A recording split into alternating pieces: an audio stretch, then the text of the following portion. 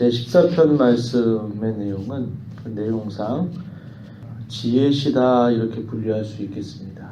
오늘 말씀 초두에 보면 어리석은 자라고 하는 표현들을 통해서 어리석은 자들이 어떠한 자들인가라는 것을 표현하죠.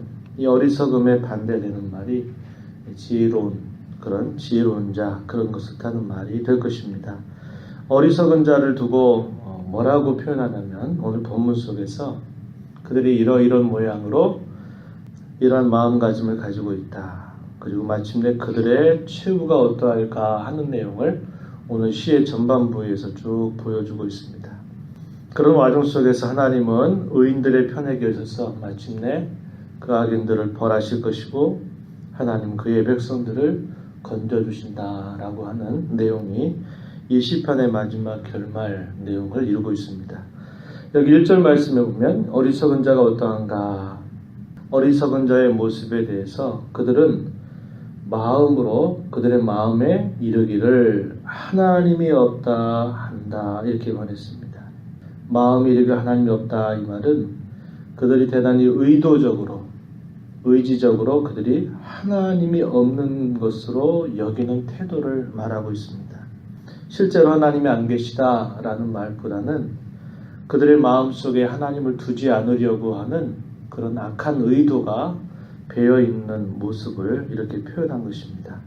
어리석은 자는 어떤 자인가? 하나님이 계시지 않는 것처럼 자기의 마음을 그렇게 기울여서 살아가는 자를 두고 어리석다 이렇게 표현하고 있는 것입니다. 1절 계속해서 보면 그들의 마음이 부패하고 그 행실이 가증하니 선을 행하는 자가 없도다. 부패했다. 그 행실이 가증하기 때문에 선을 행하는 자가 없다. 이렇게 표현했습니다. 의지적으로 하나님을 그 마음에 두지 않으려고 하는 자들, 실제적으로는 관념적으로나 생각으로는 하나님이 계시다 할지라도 그들의 행실을 통해서 하나님이 안 계신 것처럼 이렇게 살아가는 자의 결과는 어떠한가? 그들의 마음이 전적으로 부패해진다라고 하는 사실입니다. 이 부패라고 하는 말은 자기 스스로 회복될 수 없고 자기 스스로 치유될 수 없는 그런 상태를 두고 여기 부패하다 이렇게 표현하고 있는 것입니다. 또 그들은 어떠한가요? 2절에 가서 보면은 하나님께서 하늘에서 인생을 굽어 살펴보시는데 어떠한가? 지각이 있어서 하나님을 찾지 않는다는 겁니다. 지각이 없고 하나님을 찾지 않는 자들, 이러한 자들 두고 어리석은 자다. 어리석은 자의 그 모습을 이렇게 표현하고 있습니다. 지각이 없다. 무지해진다 이 말이죠. 영적으로 무지해진다 그런 말이고 하나님을 찾지 않는다. 하나님을 배격한다라고 하는 그런 말로 우리가 이해할 수 있는 그런 표현입니다. 3절 말씀에 계속 이어서 보면은 또 이렇게 표현합니다. 다 치우쳐 함께 더러운 자가 되고 선을 행한 자가 없으니 하나도 없다. 다 치우친다라는 말은 어떤 방향을 따라서 갈 때 그 방향이 항상 바른 쪽의 방향에 서지 못하고 항상 악한 쪽으로 그 방향이 기울어 있다라는 것을 우리에게 보여주는 뜻입니다. 우리가 창세기 말씀을 통해서 보면은 하나님께서 홍수 심판을 내시기 전에 그들의 생각이 항상 악한 것을 보시고 사람 지으심을 한탄하셨다라는 표현을 우리가 기억하고 있습니다. 하나님의 사람들, 하나님을 믿는 경건한 자들이라 말하는 자들이 사람의 딸들의 아름다움을 보면서 그 죄악 가운데 도취되어져 있는 당시의 그 시대를 보면서 그들이 항상 악하다. 이 말은 항상 치우쳐 있고 항상 기울어져 있다라는 것을 말합니다. 3절에서도 다 치우쳐 함께 더러운 자가 되고 선을 행하는 자가 없으니 하나도 없다. 이렇게 표현하는 것이죠. 다 치우쳐서 함께 더러운 자가 되고 선을 행하지 않는다. 이런 표현들을 통해서 보면 이 어리석은 자의 실상이 어떠한가 하는 것을 말해줍니다. 뭔가 지혜가 부족하다, 뭔가 알고 있는 것이 모자란다 이런 뜻을 말하는 게 아니라 이 시편에서 혹은 지혜 문학에 해당되는 성경에서 이 어리석은 자는 오늘 본문에서 표현하고 있는 말과 같습니다. 악인들에 대한 또 다른 표현을 이렇게 어리석은 자라 표현하는 것이고, 이와 반대된 그런 자들을 향해서 지혜로운 자다 이렇게 말하고, 오늘 우리가 읽은 이 본문 속에서 하나님을 바라보고 하나님을 섬기는 자들, 이 하나님의 백성을 두고 뭐라고 표현하냐면 6절 앞에 가서 보면 가난한 자라고 하는 표현을 사용하고 있습니다. 가난한 자. 실제적으로 뭐 가진 것이 없는 자 이걸 뜻하는 말이 아니라 하나님의 백성의 모습, 그들의 모습을 두고 가난한 자다 이렇게 표현하고 있는 말이 됩니다. 그래서 우리가 마태복음 5장 3절 말씀에 심령이 가난한 자가 복이 있다 할 때 그 의미가 매우 비슷한 의미를 가지고 있는 그런 표현입니다. 하나님을 향해서 항상 마음이 서 있고 하나님을 언제나 바라보는 그런 사람들을 두고 이렇게 가난한 자라 표현하고 있습니다. 이 어리석고 악한 자들은 계속적으로 뭘 합니까? 항상 선을 행하지 아니하므로 항상 하나님의 백성들을 아주 괴롭히는 일들을 끊임없이 하는 겁니다. 4절 말씀에서 뭐라고 말하냐면 마치 그들이 떡 먹듯이 일상적으로 매일매일 그들이 빵을 먹는 것처럼 하나님의 백성들을 먹는다 그랬습니다. 하나님의 백성을 먹으면서 여호와를 부르지 아니한다. 하나님을 섬기는 사람, 하나님을 바라는 사람, 하나님을 찾는 사람을 끊임없이 괴롭히는 것을 그저 아주 일상적인 것처럼 여기는 자들, 이러한 자들이 어리석은 자들이다 이렇게 표현하고 있다라는 것입니다. 그러나 하나님이 안 계시는 것처럼 그들이 아무리 의지적으로 그렇게 한다 하더라도 하나님은 안 계신 게 아니죠. 항상 거기에 하나님은 지켜보고 계시다라는 것을 우리가 알게 되죠. 5절에서 보면은 그러나 거기서 그들은 두려워하고 두려워하였으니 하나님이 의인의 세대에 계심이로다. 거기가 어떤 곳입니까?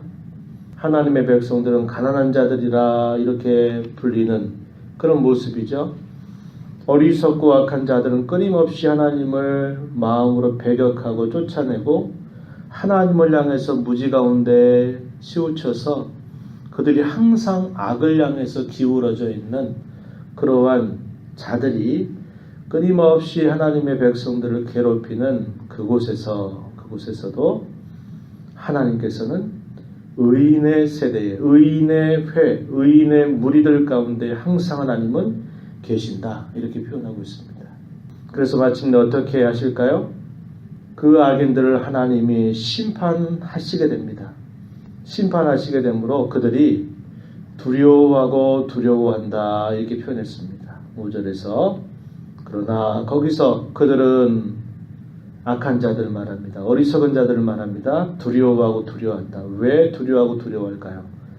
하나님을 아무리 그들이 마음으로 쫓아내고 하나님을 계시지 않는다라고 아무리 하나님을 물리쳐도 하나님께서 때가 될 때 하나님은 그들을 심판하시는 두려우신 분임을 나타내시기 때문에 결국 그들이 하나님을 두려워할 수밖에 없게 된다라는 사실을 표현하는 것입니다.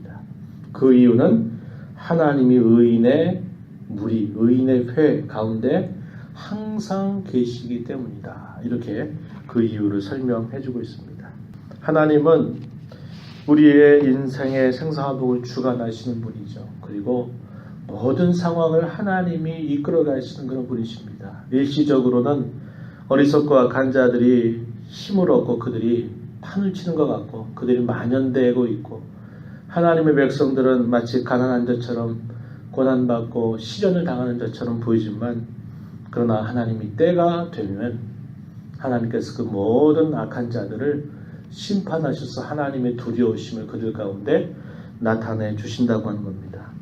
그리고 하나님의 백성들에게는 하나님이 어떤 분이 되시느냐? 피난처가 되신다라는 것입니다. 피난처. 6절 말씀에 오직 여호와는 그의 피난처가 되시도다 이렇게 말합니다.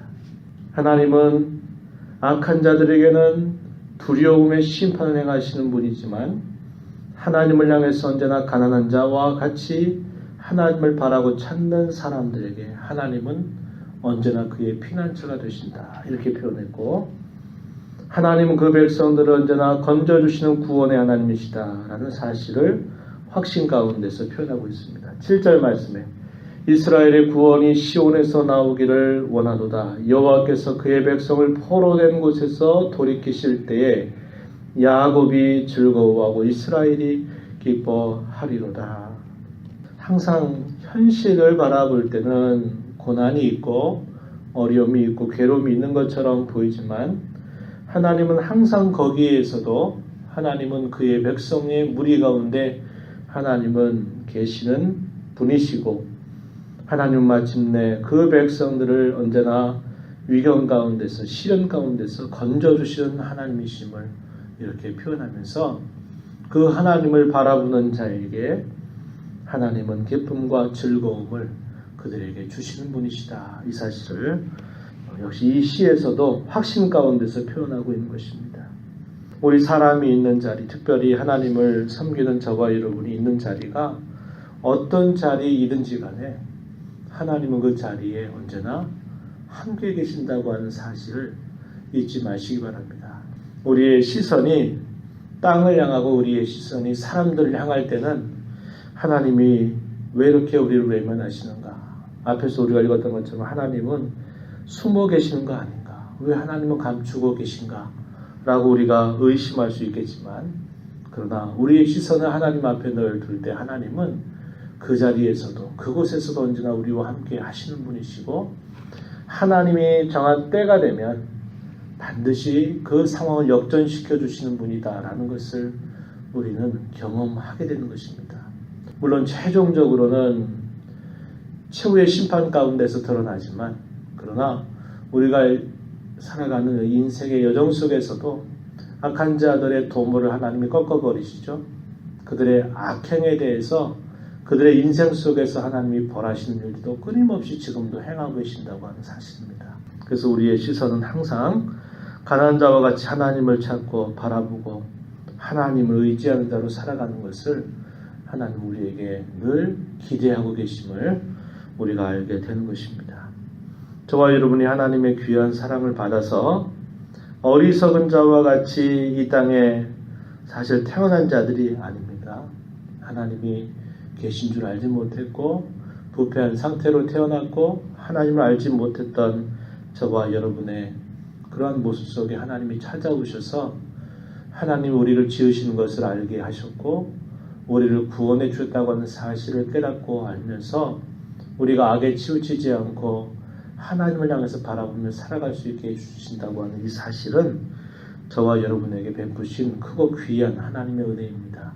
이 은혜를 우리가 받은 자와 같이 언제나 우리 모든 상황 속에서 하나님을 바라보며 신뢰하며 살아가는 저와 여러분 모두가 되기를 진심으로 바랍니다. 하나님 아버지 감사드립니다. 이 새벽 시간 복된 주일을 저희들에게 허락하셔서 여전한 마음으로 하나님 앞에 나와서 이 시간도 찬송하며 말씀에 귀를 기울이며 기도하며 이 주일을 맞게 해주신 것 감사합니다. 주님이 저희들을 불러 모아주시는 날, 이 날을 즐겁고 존귀하고 복된 날로 여겨 다른 날과 구별하게 하시고 저희들 한 주간의 삶을 돌아보면서 오늘도 하나님 앞에 나와 우리의 모습을 주 앞에 아뢰고 또 주님의 긍휼하심과 자비를 힘입는 귀한 날 되도록 저희들을 주장하시고 인도하여 주시옵소서. 어리석고 악한 자와 같이 하나님을 배격하고 하나님을 향해서 무지하고 항상 치우쳐서 악을 행할 수밖에 없었던 저희들을 사랑하셔서 우리의 마음을 새롭게 하시고 고쳐주시고 우리로 하여금 하나님을 찾는 자가 되게 하는 이 사실을 늘 감사하고 감격할 줄 알게 하시고 우리가 이 땅에 사는 삶의 처지가 어떠하든지 항상 거기에서도 하나님은 저희들과 함께 계시는 분이심을 언제나 기억하고 하나님으로 인하여 기뻐하고 즐거워하는 삶을 살아가는 저희들이 되도록 인도하여 주시옵소서. 은혜의 보호자 앞에 나와서 이 시간도 은혜를 구하는 모든 심령들에게 하나님의 크신 은혜와 자비를 더하여 주시옵소서. 귀하신 예수님의 이름으로 기도합니다. 아멘.